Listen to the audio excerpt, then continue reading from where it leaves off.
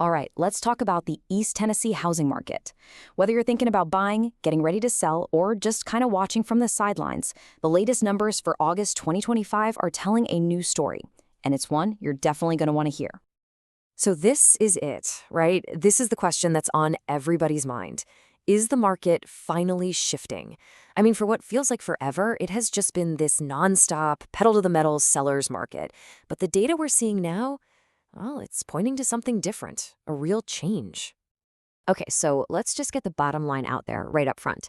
Don't expect some kind of massive price crash. Prices are still high, but that frenzied pace we all got used to, homes selling in just a few hours with a dozen offers, yeah, those days are fading. The market is finding a whole new rhythm, and we're about to break down exactly what that looks like. So let's start with the big picture for August. And to really understand what's going on, you have to look at the single most important trend that's driving this entire shift. And you know what? It all boils down to one simple word: choice.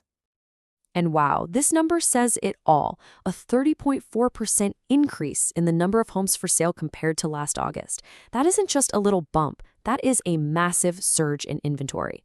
And it means that for the first time in a very long time, buyers have significantly more options to choose from. And that one fact changes everything else.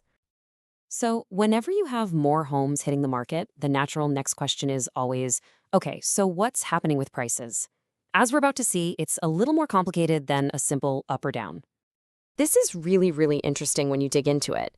We've got two numbers here: the average price and the median price. Now, both are still up from last year, but just look at that gap. The average price is up almost 7%, but the median price, and that's the number that really tells you what's happening in the dead center of the market, where most people buy and sell, is only up by about 3%. This is a huge hint that the really expensive luxury end of the market is kind of pulling that average up, while the core of the market is cooling off a lot faster. And this chart really puts that into perspective in terms of dollars and cents. You can see it right there. The average buyer is still paying about $30,000 more for a home than they were this time last year. So even though the pace is slowing down, that price pressure is absolutely still there. Affordability is still a major challenge. So we saw that huge 30% jump in active listings. Inventory is definitely loosening up. But to really understand what that means for the health of the market, we need to look at how quickly those homes are actually getting sold. And for that, we turn to a really key metric. And that metric is called the absorption rate. I know, it sounds a little technical, but the idea is actually super simple. Think of the housing market like a giant sponge, and all the homes for sale are water. The absorption rate just tells us how long it would take for that sponge to soak up all the water. A higher number means the sponge is getting full, or in other words, the market is slowing down. And here's our number: 4.82 months. It would take nearly 5 months to sell every single home that's currently on the market. Now that's up from just 3.79 months last year. That's a jump of over 27%. The market is taking noticeably longer to absorb the homes that are available, which is just concrete proof of a slowdown.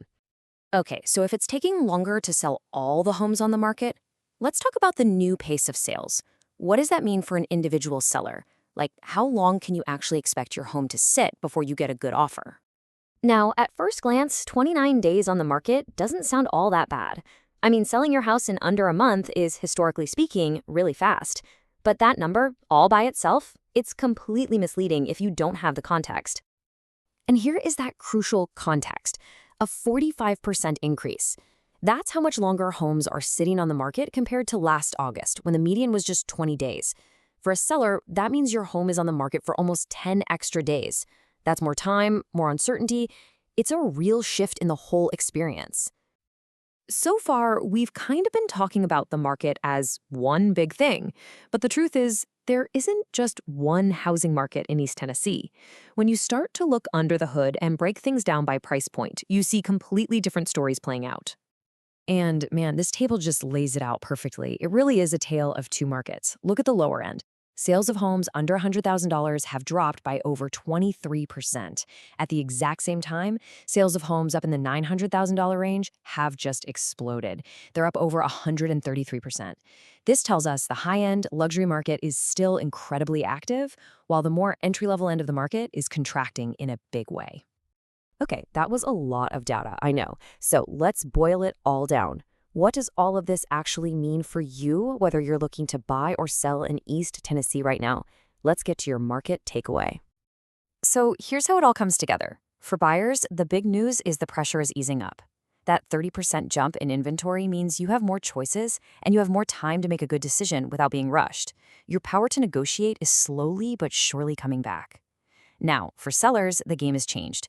You can't just pick a price out of thin air and expect a bidding war. Pricing your home accurately from day one is absolutely critical. You need to be prepared for it to sit on the market a little longer, and you've got to make sure your property stands out from the growing competition. And all of that leaves us with the big question.